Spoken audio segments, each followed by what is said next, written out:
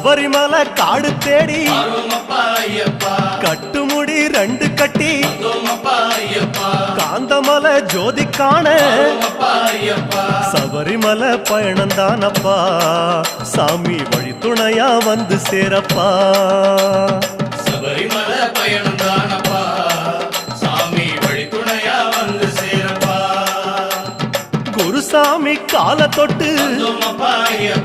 கூடி ஒரு சரணமிட்டு